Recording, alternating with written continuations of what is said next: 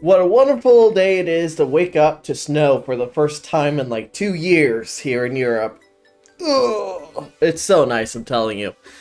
Today I want to talk to you guys about game design instead of cybersecurity today, because I've done game design for over 6 years at this point, and I felt like it would be a really nice topic because there are a lot of points that people don't cover into the issues with game design and why we're kind of in the current situation that we are.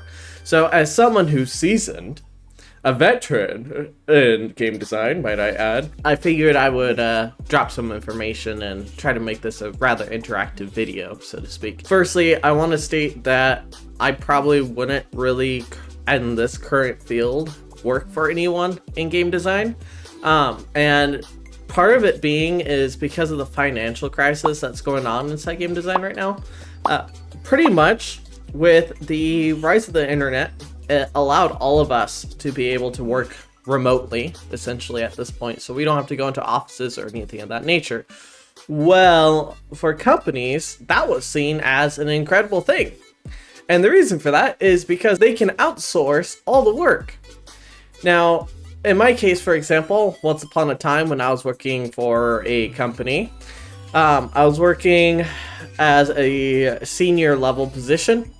I was doing a lot of the level designing for the game, and about a week later I got replaced with 6 individuals from the complete other side of the world who could do it for pennies, essentially on an hourly basis instead of my wage. So with that being said, essentially these big companies that are AAA and everything else are currently just finding people in foreign countries and just getting the work done themselves. I mean, hell, even League of Legends, for example, doesn't make their own skins anymore. Instead, usually, they hire people who are outside contractors for about a couple months, and then they get rid of them, and then find someone else, and rinse repeat. I've seen it all the time on LinkedIn, on posts that are being made. But that kind of ties into the money-making problem to do with games. So, World of Warcraft, the most monetized video game of today's generation that's popular, in my opinion, has a really interesting monetization tactic. They make you pay for a game, that's $50, roughly. Then, in addition to that, you have to pay for a monthly subscription. And then, in addition to that, you also have to pay for every expansion. Now, games nowadays have been changing slowly over into what we see as all these microtransactions. These microtransactions have then went into World of Warcraft as well, and now World of Warcraft also has microtransactions such as mounts or boosts, whatever it might be. So with free video games, you can imagine it like there's a border between two different countries. One country is the players, one country is the video games, okay? Now with paid games, essentially that border crossing is very strict, okay? They want your card information, they want to make sure that you can pay for it, and then you're on your way through. Well, without that, you essentially just have free rule. Anyone and everyone can come in. It doesn't matter how diseased you are, if you will. It doesn't matter how much of a terrorist, for example, you might be. You're allowed into the game. Well, because of this, player population is increased dramatically. So the pop of the game is huge. That's why, for example, when we had Fortnite, it was free to play compared to PUBG, and Fortnite's player base just exploded overnight compared to PUBG. It's because every 8-year-old, for example, could join the game. But most of us know this at this point, right? This is general knowledge. But when it goes into the actual development of video games for the money streams, okay? When you have a free video game, you have to sell the cosmetics. It's basically like selling a brand new video game every single time. Valorant is a disgusting piece of a video game in terms of this. One skin can go for as much as $20 or $30. It's absolutely absurd on the price value. And that's because they have to essentially create an entire funding background for all of their employees. So take for example this. You have 100 employees, okay? Now 100 employees on a $50,000, that's going to equate to roughly $5 million. So every single year for just 100 employees is going to require you to pay them $5 million. How are you going to get this money? So what do? They keep constantly cycling through skins. This is where AI has kind of sunk its teeth into for us as game developers. Because for modern game making, what they'll do is they'll replace us, who are game developers, with AI to try and get rid of that bill as best that they can, so then they can essentially reap the profits in. Now, the reason why I bring up World of Warcraft versus, say, a free game is because of the build quality as well. With World of Warcraft, for example, whether or not people want to argue it, it's a very polished game. It's a very polished game. Whereas, for example, if you were to go to, say, League of Legends, all you have to do is watch a couple YouTube videos and see how many exploits there are every other day of the week. This isn't to mention either, from free-to-play to subscription-based, whatever it might be, because of the gatekeeping, that there's a lot more cheaters compared to the other. I don't know if you guys have seen Rust or played Rust, but I'll tell you, on average, there's at least 20 cheaters per active server, I'd say roughly every 2 days. It's ridiculous. So by the time a wipe is cleared, you've already played against, say, 1 to 200 cheaters. It's gotten extremely ridiculous. But that is primarily because all you have to do is pay for the game, and every so often the game goes on sale, to which then the keys go on sale, to which then the accounts can just be bought up again for, say, $2, and here we are again.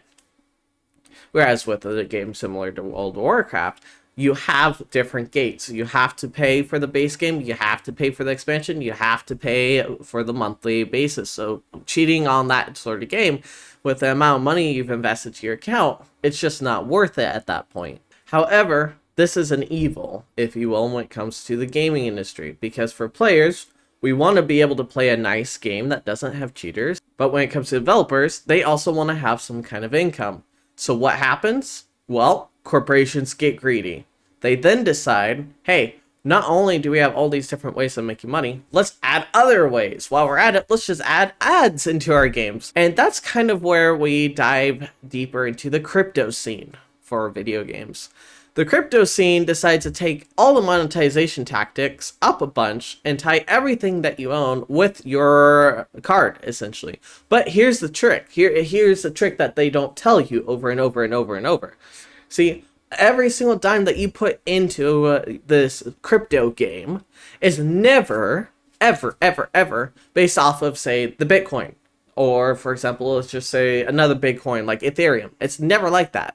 Instead, usually they have their own meme coin, as I like to call, their own shit coin, that they place all your money into and say, okay, that's the equivalent of your worth in your money.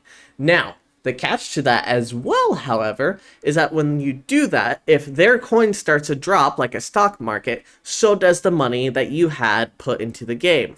But the more money you put into the game, the more money their stock goes up. Now, the issue with this stock is it's very one-sided. At any point in time, if the game developers decide to say, I don't want to continue doing this, they can just pull the entire stock value, 100% of it, all the money that was invested in there, and just take it out and disappear. Now, because of the blockchain, they do not have access to being able to just bring your item back and whatever it might be. So when hackers get involved inside the blockchain video games, they can just take everything, move it into a different address, and now they just own everything to do with the game. All these problems, however, lead to the multiplayer problem. And as you can see, we're slowly going up a tree, if you will, in terms of this. The multiplayer problem for any video game in terms of game design is just catastrophic. I cannot tell you how many single player games I could make compared to multiplayer games. If you've noticed, every single MMORPG has a very similar look, except World of Warcraft, in my opinion. You have Final Fantasy, for example, you have ArcAge, you have Throne of Liberty, you have BDO, you have the newest one coming out, Ashes of Creation. They all have this, what looks to be kind of flat terrain. Hell, I'll even say New World. They have all of this flat terrain with trees placed on top, and it kind of looks like a nice world. And then it has this combat system that makes the creatures look like they're just coming out of some wacky-ass game. It just does not have that kind of visual look, right? Whereas, say, for example, play a Fallout game. Play, for example, play Dragon Age. Play any game of this generation, Cyberpunk, for example, and you'll see the difference in artwork and the amount of polys that they can be able to use within a scene. If you want to have a really good story, but also really nice design, you want to go a single player game. So what about indie games? Well, indie games are a little bit different, and the problem why I don't like indie games. And that's primarily they stick to one small thing and then they're done with the game. In my opinion, okay, this is a very, very, very messed up form of saying this, and you have to forgive me, but at the same time, just understand where I'm coming from. Indie games are a joke. Indie games are what I like to call vertical slices.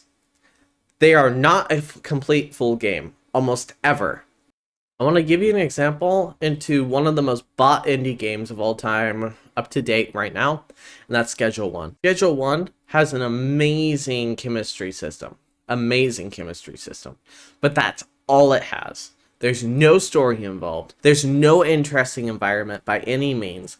It's just one system that is so beautifully and well crafted that it became an indie game. Indie games are the equivalent of Xbox games that they give you as the free game of the month, essentially. While they classify as a game, it is not a game all at the same time. It is essentially, in my opinion, the equivalent of a simulator. In this case, Schedule 1 is a drug dealer simulator. Now, there's a bunch of other simulators out there.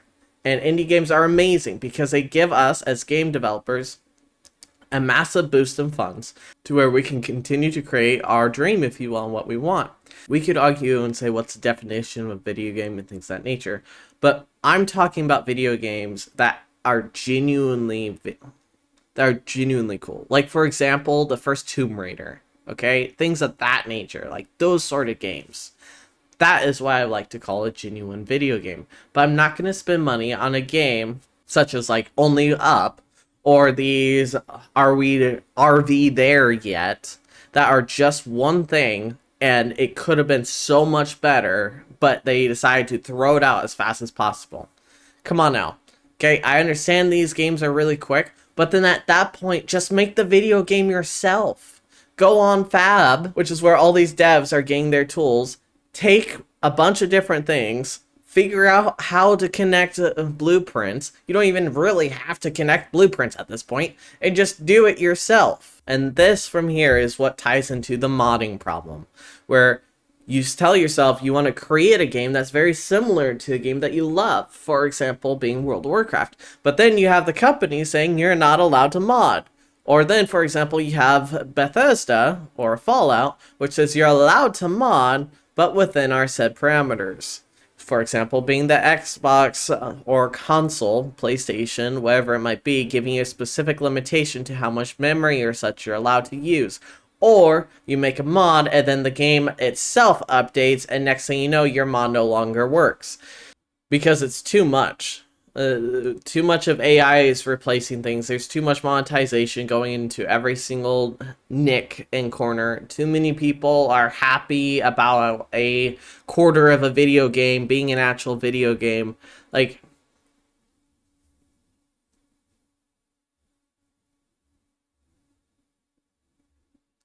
at this point, it's like there's a bunch of arcade games being made essentially, and people are paying 20 bucks a piece in order to just be able to play the game. And I would love to see how many people actually continue playing these indie games after they're made.